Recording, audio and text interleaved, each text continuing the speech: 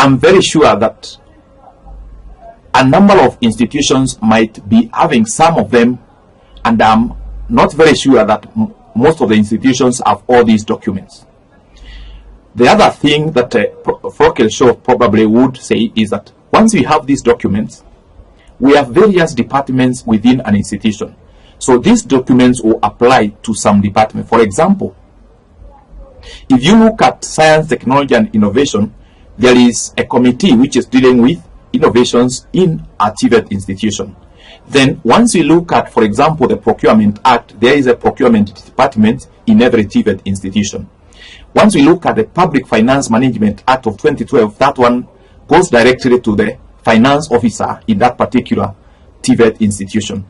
So these documents will apply to many departments based on their relevance in any TVET institution. But of essence, every TVET institution needs to work and ensure that they have all these rigor documents. Then the other components that Vocational would wish to highlight in a TVET Handbook or TVET Handbook is gazetted Tveta regulatory standards. In order to ensure that the process of accreditation and quality audits are impartial and systematic, the Tveta board has developed TVET regulatory standards and guidelines that includes 1. Competency-Based Education Training and Assessment CBET standard. 2. National Polytechnics standard. 3. Center of Excellence standards. 4. Recognition of Prior Learning standard. 5. Trainer Qualification Framework. 6. Open Distance and E-Learning standard. 7. CBET Assessment Center standard. 8. Competence-Based Assessment or CBET Tools standards. And 9. Recognition and Equation of TVET Qualification standard. 10. Industrial Attachment standard. Then the other component that probably we shall highlight is admission requirements. Every TVET institution, before students are admitted, the following is necessary. The institution shall recruit and enroll suitable trainees for its programs to courses to achieve this. Number 1, the entry requirements for each program course shall be as stated in TVET approved curriculum or as per the Kenya National Qualifications Framework. Number 2, trainees shall be briefed on the nature and requirements of the courses for which they applied. These 2 bullets are very important, that the entry requirements for each program shall be as stated in the TVET approved curriculum. We have had problems with some students registering for courses and only later to be disqualified. So to avoid this must be adhered to. Then when it comes to curriculum implementation, under curriculum implementation, we shall meet the following. 1, an institution will be required to offer curricula that are approved by TVETA. And number 2, prior to implementation of an approved curriculum, an institution shall seek accreditation of the program by TVETA. Number 3, provision of required physical and human resources. Number 4, training sessions will be timetabled and rooms allocated appropriately for the programs, courses offered. Number 5, provision of guidelines on training delivery and include but not limited to professional documents, training plans, schemes of work, session plans, progress records, record of work done and attendance register, and learning / training instructional materials. Number 6, provision of guidelines and requirements for conduct of examinations, assessment that include 1, number of assessment per term, 2, a grading system for each course, 3, setting and moderation of examinations / assessments, D or 4, examination / assessment methods, 5, credit transfers, 6, condition under which a candidate shall be required to undertake a special assessment or receipt assessment. And then the last one is provision of guidelines on attachment of training sessions, requirements for progression from one level of training to another, and requirements for industrial attachment. The next very important component in TVET Handbook is examination/assessment process. Examination and assessment is an integral part of instruction, as it helps to determine if the learning outcomes have been achieved. Competency-based education and training helps trainees demonstrate the competencies acquired under specified conditions based on the curriculum.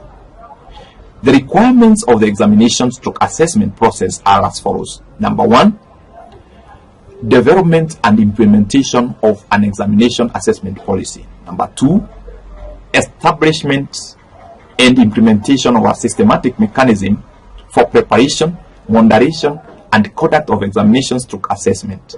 The examinations/assessment shall include formative and summative assessments. Number 3, maintenance of relevance records, including those of examinations, assessment, program evaluations, trainee retention and placement, graduate traceability, and customer satisfaction surveys.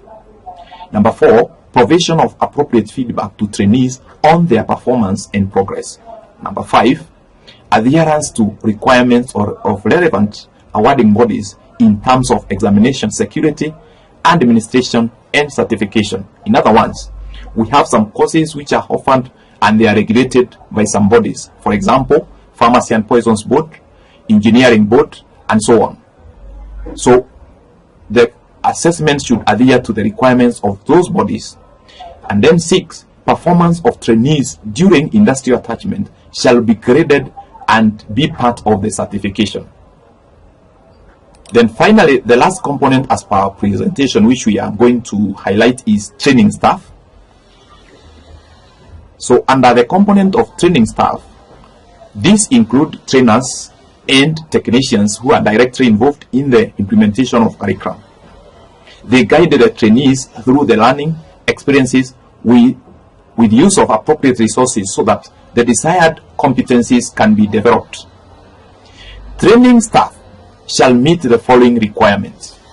Number 1, an institution will be required to have qualified training staff in the area of specialization. Number 2, trainers in an institution shall be registered by Tveta in accordance with the TVET Act 2013. Number 3, the trainer will have training qualifications for competency-based education and the training as prescribed in the trainer's qualification framework.